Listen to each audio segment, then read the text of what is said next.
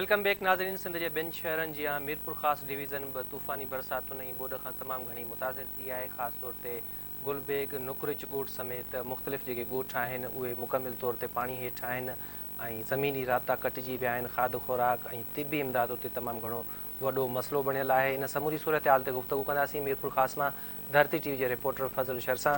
फज़ल, ॿुधाइजो त मीरपुर ख़ासि में हिन वक़्तु छा सूरत हाल आहे?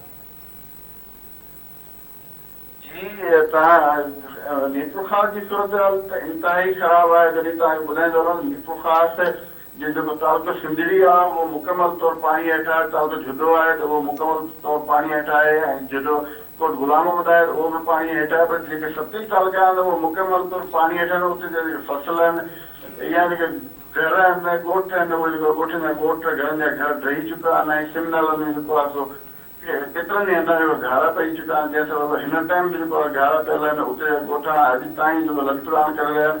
पर वरी ॿिए हंधि तव्हांखे ॿुधाईंदो तारके सिंधड़ीअ जो जेको ॻोठ गुलबेग नुकुरच आहे उन जेको उहा कंजल डंड में जेका कटाई वई आहे, जेको खिपरे मेन रोड खे जेको कट हणी जेको उहो पाणी जेको आहे कंजल डंड में छॾियो आहे त उन सां जेको आहे सभ खां वधीक जेको मुतासिर थियो आहे त उहो ॻोठ जेको आहे गुलबेग नुकुरच आहे जेको सभ खां वधीक मुतासिर थियो। उते ॻोठाणा जेको हिन टाइम ते जेको 6 खां 7 फुट जे पाणी में जेको आहे उते रहनि पिया या उते जेके दड़ियूं थियूं आहिनि उन्हनि घरनि में जेको 6 खां 5 फुट पाणी आहे। उन्हनि माण्हुनि खे ॿाहिरि कढण जे लाइ को तहरुक वरितो वियो आहे जेके हिन वक़्तु मुख़्तलिफ़ ॻोठनि में फाथल आहिनि?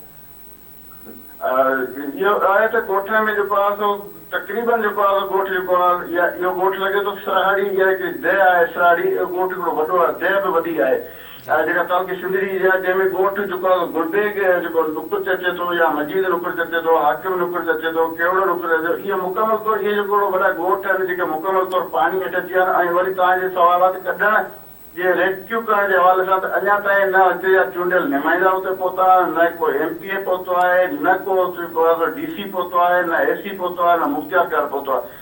पर पंहिंजी मदद पाण उते जे ॻोठाणनि माण्हुनि पंहिंजा बचड़ा ऐं माल कढी जेको आहे रोडनि या जिथे जेको आहे मथे दरियूं थिकियूं आहिनि त उन्हनि ते जेको आहे खीमा अॾे ऐं झोपड़ियूं अॾे प्लास्टिक ठीकु आहे फज़ल शर, तव्हांजी वॾी महिरबानी। थोरो ऑडियो जो प्रॉब्लम आहे जंहिं सबबु फज़ल शर जो आवाज़ु असां वटि क्लियर न पियो अचे। ऐं सिंध जे ॿिनि शहरनि जीअं मीरपुर ख़ासि जी बि साॻी सूरत हाल आहे ऐं उते बि जेको रिलीफ जो अमल आहे उहो 100% यकीनी न बणिजी सघियो आहे। प्रोग्राम जो वक़्तु अॼु पंहिंजी पुॼाणी ते थो पहुचे। इंशाल्लाह सुभाणे साॻे वक़्तु तव्हांजी ख़िदमत में हाज़िर थींदासीं। तेसीं ताईं इजाज़त ॾींदा। अल्लाह हाफ़िज़।